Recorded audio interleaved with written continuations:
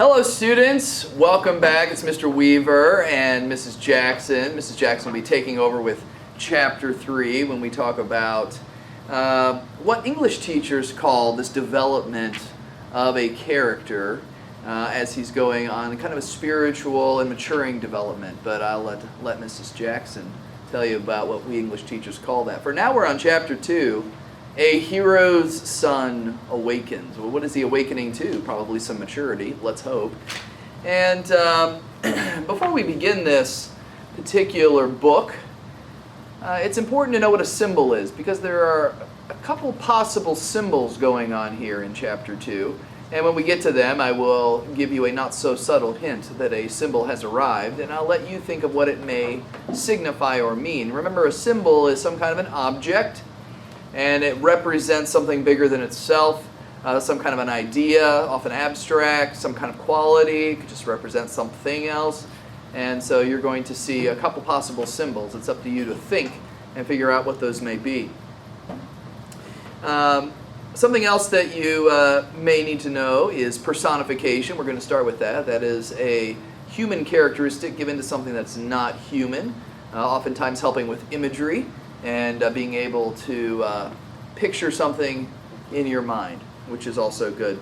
So in Chapter 1, we saw Telemachus as he's developing, and he's told to call an assembly. Now, when he's calling this assembly, it is not just the suitors, okay, not these men in pursuit, which is, by the way, where we get the word suitor. These men are in pursuit of marriage with Penelope, Telemachus' mom. No, he's going to call a lot of the older men of the island of Ithaca together, along with the suitors. And he is going to press some issue that he thinks needs to be addressed. And we also know that Athena, in the form of Mentes, has told him that he needs to get a ship together and go and try to find out about his dad. And in the process, maybe get some fame of his own, as we would hope that Telemachus, being a hero's son, would also be famous like his dad, Odysseus. So we begin the chapter with some personification. Let's watch. Book 2. When primal dawn spread on the eastern sky her fingers of pink light, there is the personification, Odysseus' true son stood up, drew on his tunic and his mantle, which is like what they wore back then. Okay, for us, that'd be like a t-shirt and some jeans, okay? His tunic and his mantle. Slung on a sword belt and a new-edged sword, tied his smooth feet into good rawhide sandals, and left his room, a god's brilliance upon him. He found the criers. Now, these are not people sitting around moping, crying all day. These are the people who would cry out that something was going on. They didn't have amplifiers. They didn't have cell phones back then. They would need men to go out and make announcements, and that's what the criers are. So he found the criers with clarion voices and told them to muster the unshorn Achaeans in full assembly. The call sang out, and the men came streaming in. And when they filled the assembly ground, he entered, spear in hand, with 2 quick hounds at heel. Athena lavished on him a sunlit grace that held the eye of the multitude. Oh, what is that supposed to mean? Well, this brings up a new motif, and that is what's called divine intervention. Divine intervention is where a god or goddess would do some kind of intervening in the life of a mortal, in this case Athena, giving this really illustrious, good-looking appearance to Telemachus as he goes before this crowd of some of the elites of the community. Old men made their way for him as he took his father's chair. Now Lord Aegyptios bent down, and sage with years opened the assembly. So this Aegyptios guy, he's like this old dude, and he's the one opening the assembly. And sometimes Homer will bring in characters who really are kind of inconsequential. They're just not that important. But you got to remember, back in the days of Homer, when these people are listening, they don't have movies to watch. They don't have television programs on Netflix to watch. All they have is these bards that would come around and sing stories. And so they liked the detail. They liked to hear the detail of maybe some inconsequential people. And you'll find out that Homer, sometimes even though they seem inconsequential, there's something about the culture that you discover by encountering these particular men or women.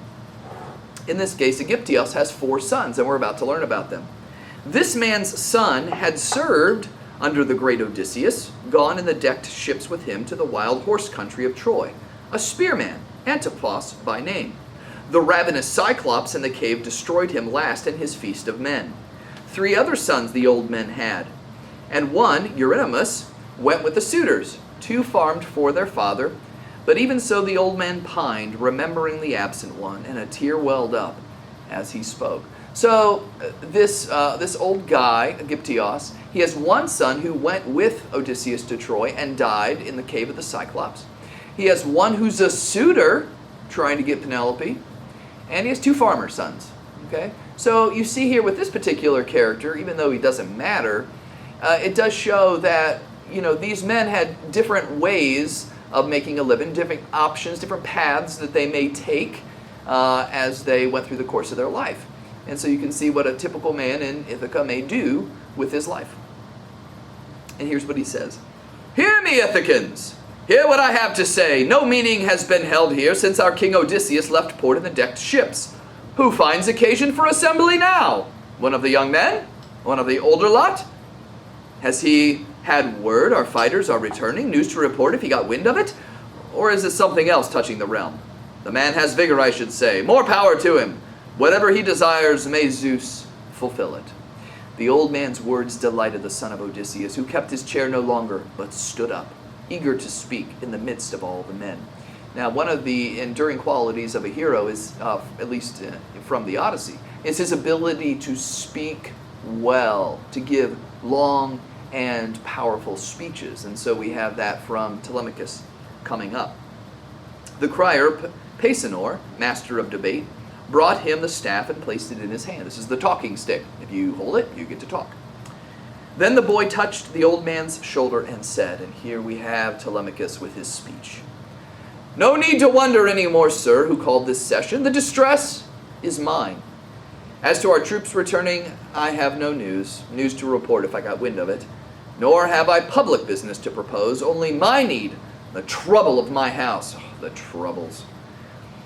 "My distinguished father is lost, who ruled among you once, mild as a father. And there is now this greater evil still. My home and all I have are being ruined. Mother wanted no suitors, but like a pack they came, sons of the best men here among them. Lads with no stomach for an introduction to Icarios, her father across the sea. He would require a wedding gift and give her to someone who found favor in her eyes. No, these men spend their days around our house killing our beeves." That's where we get the word beef, it's cows, okay? "And sheep and fatted goats, carousing, soaking up our good dark wine, not caring what they do. They squander everything. We have no strong Odysseus to defend us, and as to putting up a fight ourselves, we'd only show our incompetence in arms. Expel them? Yes. If I only had the power. The whole thing's out of hand, insufferable. My house is being plundered. Is this courtesy? Remember, courtesy, manners, hospitality. That is the defining quality of a good person. And he's saying these men are not having courtesy. They're not good men. They're doing bad things. Where is your indignation? Where is your shame? Think of the talk in the islands all around us and fear the wrath of the gods, or they may turn and send you some devilry. Friends, by Olympian Zeus and holy justice that holds men in assembly and sets them free, make an end of this. Let me lament in peace my private loss. Or did my father, Odysseus, ever do injury to the armed Achaeans? Is this your way of taking it out on me, giving free rein to these young men? I might better see my treasure and livestock taken over by you all. Then, if you fed on them, I'd have some remedy. And when we met in public, in the town, I'd press my claim. You might make restitution. This way you hurt me when my hands are tied. In other words, hey, you old men, if you have some problem, if you were in here eating, I could address it with you. It's your sons in here trying to pursue my mom, trying to eat me out of house and home. I can't even do anything. My hands are tied. And in hot anger now, he threw the staff to the ground, his eyes grown bright with tears. A wave of sympathy ran through the crowd, all hushed.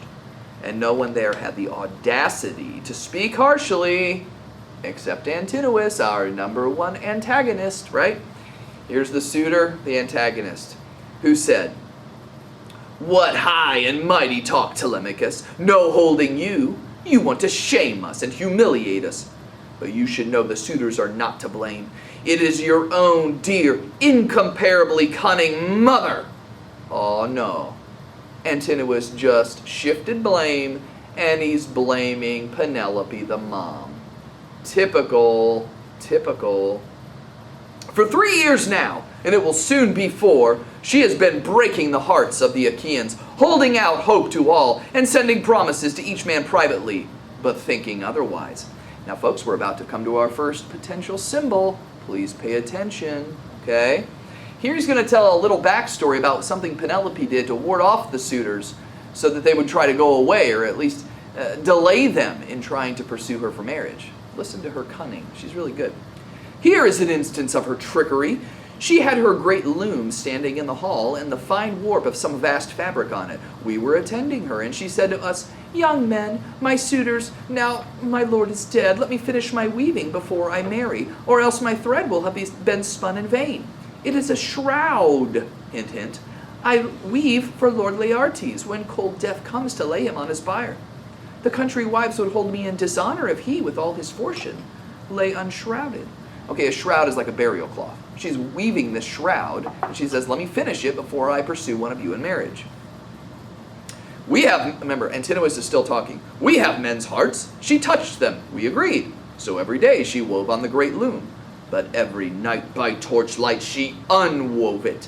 And so for 3 years she deceived the Achaeans. But when the seasons brought the 4th around, one of her maids who knew the secret told us. We found her unraveling the splendid shroud. She had to finish then, although she hated it. Now here is the suitor's answers. You and all the Achaeans, mark it well. Dismiss your mother from the house, or make her marry the man her father names and she prefers. Does she intend to keep us dangling forever? She may rely too long on Athena's gifts, talent in handicraft and a clever mind, so cunning. History cannot show the like among the ringleted ladies of Achaea. Mycenae with her coronet, Alcmene, Tyro. Wits like Penelope's never were before, but this time, well, she made poor use of them. For here are suitors eating up your property as long as she holds out, a plan some god put in her mind. She makes a name for herself, but you can feel the loss it means for you. Our own affairs can wait. We'll never go anywhere else until she takes an Achaean to her liking. The clear-headed Telemachus replied, Antinous, can I banish against her will the mother who bore and took care of me? My father is either dead or far away, but dearly I should pay for this at Icarius's hands, if ever I sent her back. The powers of darkness would requite it, too. My mother's parting curse would call hell's furies to punish me, along with the scorn of men. No, I can never give the word for this. But if your hearts are capable of shame, leave my great hall and take your dinner elsewhere. Consume your own stores. Turn and turn about. Use one another's houses. If you choose to slaughter one man's livestock and pay nothing, this is rapine. And by the eternal gods, I beg Zeus, you shall get what you deserve. A slaughter here, and nothing paid for it. Okay, here comes symbol number 2. Okay, and with it, a little bit of foreshadowing and prophecy. This is kind of fun. Now Zeus, who views the wide world, sent a sign to him, launching a pair of eagles from a mountain crest in gliding flight down the soft blowing wind, wingtip to wingtip, quivering taut, companions, till high above the assembly of many voices they wheeled, their dense wings beating, and in havoc dropped on the heads of the crowd, a deathly omen, wielding their talons, tearing cheeks and throats, then veered away on the right hand through the city. Astonished, gaping after the birds, the men felt their hearts flood, foreboding things to come. Okay, so a couple eagles randomly come down from the mountain and start tearing the cheeks and the throats of the people in the assembly. That doesn't happen every day. And now they heard the old Lord Halitherses, son of Master, keenest among the old at reading bird flight into accurate speech. In his anxiety for them, he rose and said, yes, he reads bird flight. There are men paid to read bird flight. Awesome. That's a new one. And here's what he says. Hear me, Ithacans, hear what I have to say, and may I hope to open the suitors' eyes to the black wave towering over them. Ooh, that's a fun metaphor. Odysseus will not be absent from his family long. He is already near, carrying in him a bloody doom for all these men, and sorrow for many more on our high sea mark Ithaca. Let us think how to stop it. Let the suitors drop their suit. They had better, without delay. I am old enough to know a sign when I see one, and I say all has come to pass for Odysseus, as I foretold when the Argive massed on Troy, and he, the great tactician, joined the rest. My forecast was that after 19 years, this is a prophecy, guys, after 19 years, many blows weathered, all his shipmates lost, himself unrecognized by anyone, he would come home.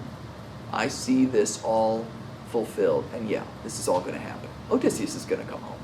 But Polybus's son, Eurymachus, that's villain number 2, our second antagonist, retorted, "Old man, go tell the omens for your children at home and try to keep them out of trouble. I am more fit to interpret this than you are. Bird life aplenty is found in the sunny air, not all of it significant. As for Odysseus, he perished far from home. You should have perished with him. Then we'd be spared this nonsense in assembly, as good as telling Telemachus to rage on. Do you think you can gamble on a gift from him? Here's what I foretell, and it's quite certain if you, with what you know of ancient lore, encourage bitterness in this young man, it means, for him, only the more frustration. He can do nothing whatever with 2 eagles. And as for you, old man, now remember, Eurymachus here is talking to Halitherses, the bird flight reader still. Okay, as for you, old man, we'll fix a penalty that you will groan to pay. Before the whole assembly, I advised Telemachus to send his mother to her father's house, let them arrange her wedding there, and fix a portion suitable for a valued daughter. Until he does this, courtship is our business. Vexing though it may be. If you're in the building, come back home. Pardon me, there was some divine intervention. Vexing though it may be, we fear no one, certainly not Telemachus with his talk. And we care nothing for your divining, uncle, useless talk. You win more hatred by it. Well, share his meat. No thanks or fee to him, as long as she delays and maddens us. It is a long, long time we have been waiting in rivalry for this beauty. We could have gone elsewhere and found ourselves very decent wives. Imagine how Telemachus feels when he hears Eurymachus, this young pup, calling his mom this beauty. I wonder how he feels. I'd be a little upset. Clear-headed Telemachus replied to this.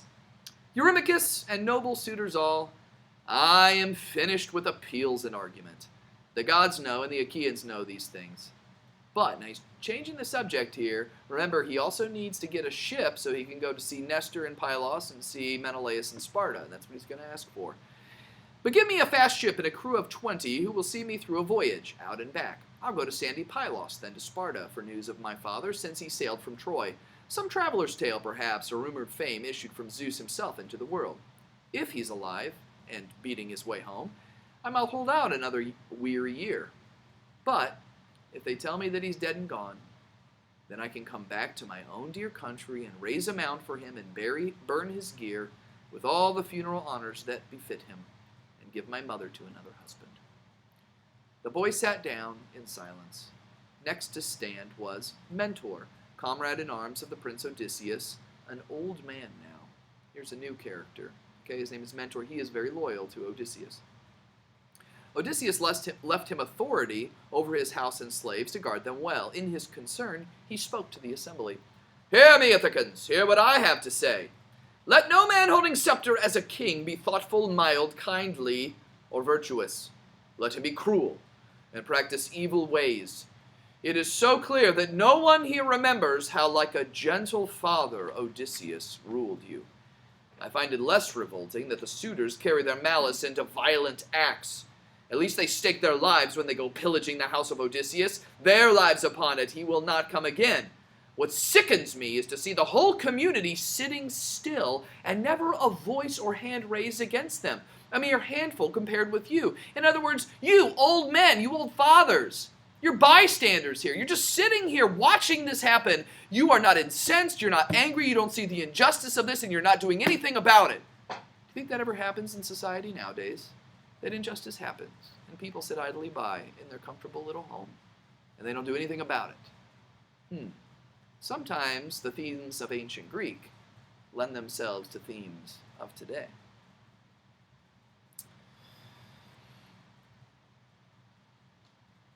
Leocritus, Eunor's son, replied to him, "Mentor, what mischief are you raking up? Will this crowd risk the sword's edge over a dinner? Suppose Odysseus himself indeed came in and found the suitors at his table. He might be hot to drive them out. What then? Never would he enjoy his wife again, the wife who loves him well. He'd only bring abject death on himself against those odds." So here's this man, Leocritus, who's like, well, even if he came back, there's way too many of these suitors. They would just kill him if he tried to fight them. I mean, come on. I mean, the odds are so stacked against him. Come on, it's Odysseus. He thought of the Trojan horse. He's smart enough to take care of these men. And he probably will. Madness to talk of fighting in either case. Now, let all present go about their business. Halitherses and Mentor will speed the traveler. They can help him. They were his father's friends. I rather think he will be sitting here a long time yet, waiting for news on Ithaca. That seafaring he spoke of is beyond him. On this note, they were quick to end their parley, their speaking. The assembly broke up, everyone went home. The suitors home to Odysseus' house again. But Telemachus walked down along the shore and washed his hands in the foam of the gray sea, then said this prayer. Now, prayer as a motif comes up once in a while. Penelope is usually the one doing it, but here we have Telemachus actually saying a prayer. He's going to pray to the one that he thinks was there in the form of Mentes. O God of yesterday, guest in our house, who told me to take ship on the hazy sea for news of my lost father, listen to me, be near me. The Achaeans only wait or hope to hinder me, the damned insolent suitors most of all. Athena was nearby and came to him, putting on Mentor's figure and his tone. Aha, more disguise, a motif that I warned you of last time we read together.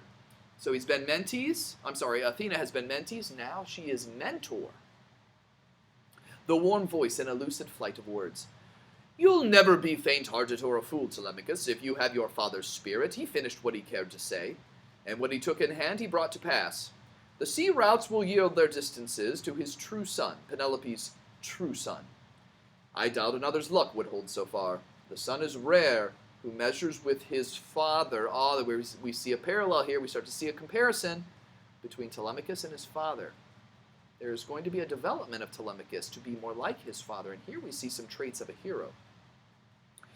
And 1 in 1,000 is a better man, but you will have the sap and wit and prudence, for you get that from Odysseus, to give you a fair chance of winning through. So apparently to be a hero like Odysseus, you need sap, wit, and prudence. It would behoove you to look those up, to try to figure out what does that mean to be a hero.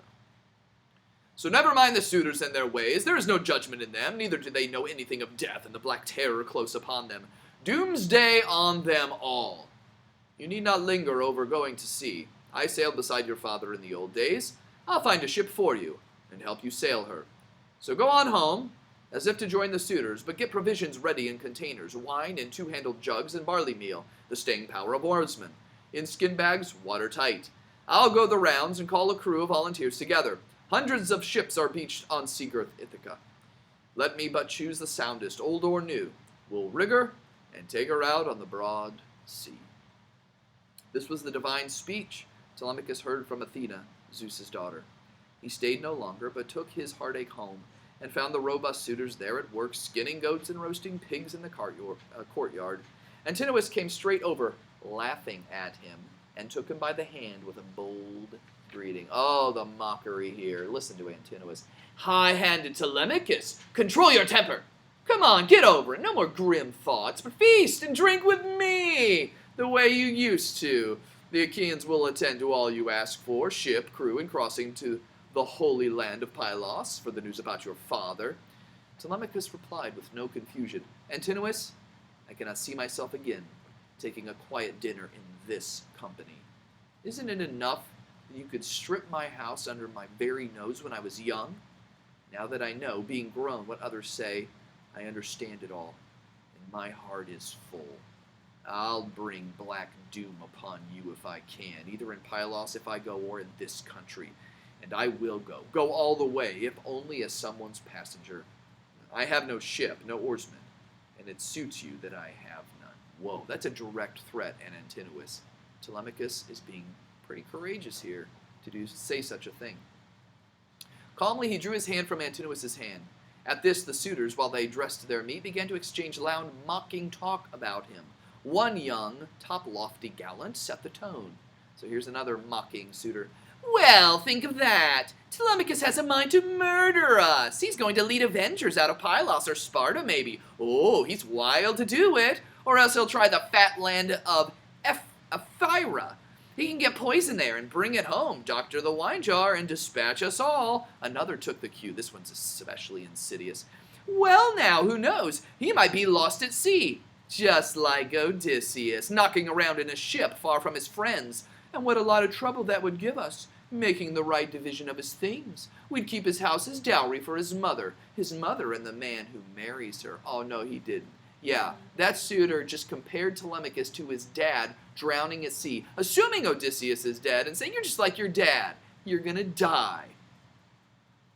I'll bet Telemachus isn't very happy about that. That was the drift of it. Telemachus went on through the storeroom of his father, a great vault where gold and bronze lay piled along with chests of clothes and fragrant oil. And there were jars of earthenware in rows holding an old wine, mellow and mixed and rare. Cool stood the jars against the wall, kept for whatever day Odysseus, worn by hardships, might come home. The double-folding chairs were tightly locked and guarded night and day by the serving woman, Euryclea, granddaughter of Paesanor, in all her duty vigilant and shrewd. Telemachus called her to the storeroom, saying, so he's going to call Euryclea the nurse. He's talking to her here. Nurse, get a few two-handled traveling jugs filled up with wine. The second best, not that you keep for your unlucky lord and king, hoping he may have slipped away from death and may yet come home, royal Odysseus. 12 and 4 I will do. Seal them up tight. And pour out barley into leather bags, 20 bushels of barley and meal ground fine. Now keep this to yourself. Collect these things, and after dark, when mother has retired and gone upstairs to bed, I'll come for them. I sail to sandy Pylos, then to Sparta, to see what news there is of father's voyage. His loving nurse Euryclea gave a cry, and tears sprang to her eyes as she wailed softly, Dear child, whatever put this in your head? Why do you want to go so far in the world? And you are only darling. Lord Odysseus died in some strange place far from his homeland. Think how, when you have turned your back, these men will plot to kill you and share all your things. Oh, stay with your own dear, do. Why should you suffer hardship and homelessness on the wild sea? But seeing all clear, Telemachus replied, Take heart, nurse. There's a god behind this plan. Telemachus is now confident. There is some god or goddess that is helping him, intervening divinely in his life to make this happen. And you must swear to keep it from my mother until the 11th day or 12th, or till she misses me or hears that I am gone. She must not tear her lovely skin lamenting. So the old woman vowed by all the gods, and vowed again to carry out his wishes. Then she filled up the amphora with wine and sifted barley meal into leather bags. Telemachus rejoined the suitors. Meanwhile, the goddess with gray eyes had other business. Disguised as Telemachus. Aha! Disguise. Don't miss it. Happens pretty quickly when Athena goes into disguise. Okay, so now she's disguised as Telemachus to get this crew together. She roamed the town, taking each likely man aside and telling him, Meet us at nightfall at the ship. Indeed, she asked Neolman, Phronius' wealthy son, to lend her a fast ship, and he complied. Now when at sundown shadows crossed the lane, she dragged the cutter to the sea and launched it, fitted out with tough seagoing gear, and tied it up away at the harbor's edge. The crewmen gathered, sent there by the goddess. Then it occurred to the gray-eyed goddess Athena to pass inside the house of the hero Odysseus, showering a sweet drowsiness on the suitors, whom she had presently wondering in their wine, and soon, as they could hold their cups no longer, they struggled off to find their beds in town, eyes heavy-lidded, laden down with sleep. Then to Telemachus the gray-eyed goddess appeared again, with Mentor's form. Oh, now she's Mentor. Man, split personality. She's all over the place. Okay, you got to keep track, though, or it's hard to figure out who's saying what. So now Athena is Mentor, in his form and voice, calling him out of the lofty, emptied hall. Telemachus, your crew of fighting men is ready at the oars and waiting for you. Come on! No point in holding up the sailing. and Pallas Athena turned like the wind, running ahead of him. He followed in her footsteps down to the seaside, where they found the ship and oarsmen with flowing hair at the water's edge. Telemachus, now strong in the magic, cried. Now, coming up is a bunch of ship imagery. And you're going to see a lot of ship imagery. Why? Well, because the Greeks are a seafaring people, okay, and a lot of the people who would have been listening to Homer the Bard reciting this would have known a lot about ships. So, of course, Homer is trying to relate to his audience. Still happens today, folks. Come with me, friends, and get our rations down. They are all packed at home, and my own mother knows nothing. Only one maid was told. He turned and led the way, and they came after, carried and stowed all in the well-trimmed ship as the dear son of Odysseus commanded. Telemachus then stepped aboard. Athena took her a position aft, and he sat by her. The two-stroke oars cast off the stern hawsers and vaulted over the gunwales to their benches. Gray-eyed Athena stirred them a following wind, soughing from the northwest on the wine-dark sea. And as he felt the wind, Telemachus called to all hands to break out mast and sail. They pushed the foremast high and stepped it firm amidship in the box, made fast the forestays, then hoisted up the white sail on its halyards until the wind caught, booming in the sail. And a flushing wave sang backward from the bow on either side as the ship got way upon her, holding her steady course. Now they made all secure in the fast black ship, and, setting out the wine bowls all abrim, they made libation to the gods, the undying, the ever-new, most of all to the gray-eyed daughter of Zeus. And the prow sheered through the night into the dawn. Now, a libation is usually where you take some kind of alcohol, wine, and you would pour it out onto the ground as a it's a type of sacrifice, asking favor sometimes for travel from the gods. That's what a libation is. And when they're pouring wine on the ground, it's not because they have too much, it's because they want favor from the gods. And that, my friends, is the end of chapter 2. Mrs. Jackson will be with you very shortly to tell you all about the Englishy term for a hero or a character who is spiritually developing and heroically developing throughout an epic.